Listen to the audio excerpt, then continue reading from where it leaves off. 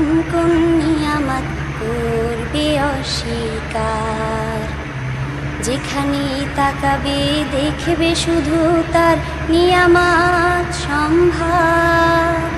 তোমরা আল্লাহর কোন কোন নিয়ামত করবে অস্বীকার। যেখানে তাকাবে দেখবে শুধু তার নিয়ামত সম্ভার। তোমরা আল্লাহর কোন কোন নিয়ামত করবে অস্বীকার।